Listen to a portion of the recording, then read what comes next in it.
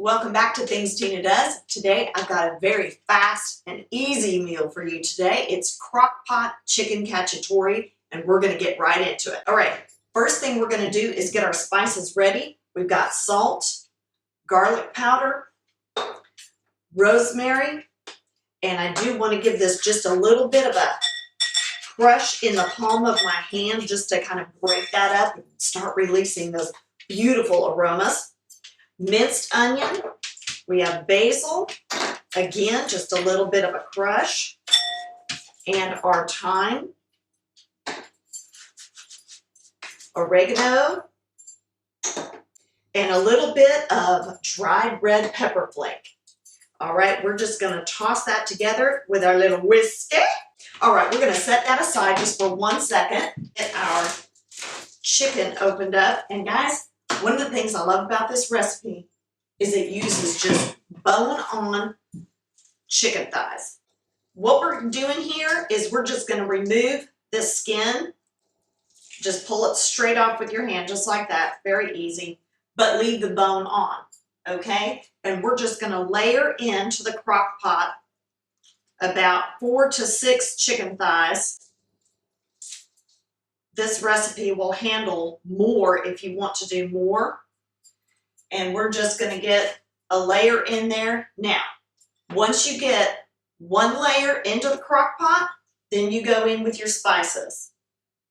Just like this. And just enough on the top. And then we're going to finish with the rest of our chicken thighs.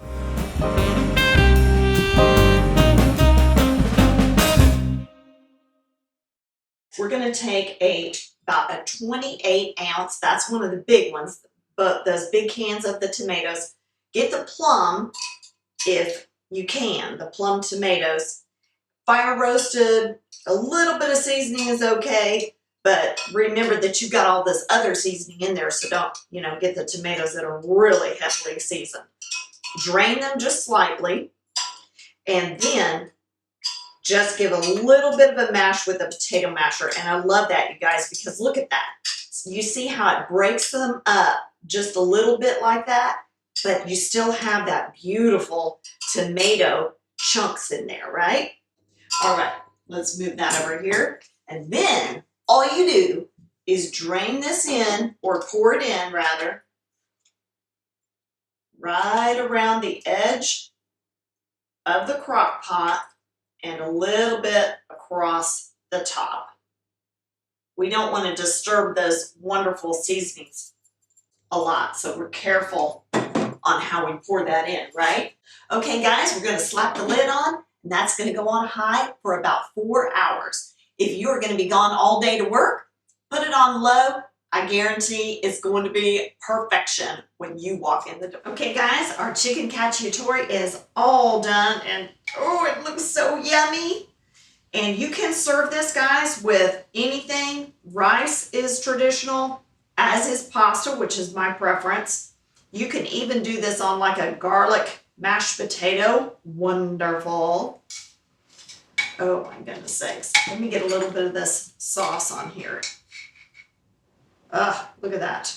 The spices, you guys, oh my word. And guys, I like to finish this with a little bit of shredded Parmesan cheese. Oh my God. The chicken is so tender. Those spices have melded wonderfully with all of that tomato and the juices in there. That right there, you guys. Comfort food at its finest and easiest. You saw how simple that was, right? And the combination of those spices, the tomato, that chicken, that little bit of Parmesan, and that pasta all coming together, this is a meal prepper's dream right here.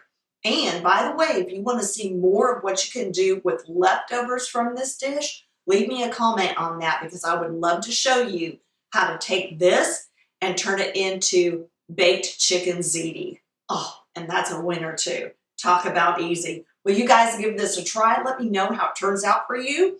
And make sure, if you haven't already, that you subscribe to the channel. That is helping us out so much. And we're enjoying so much, of course, bringing our favorite recipes to you.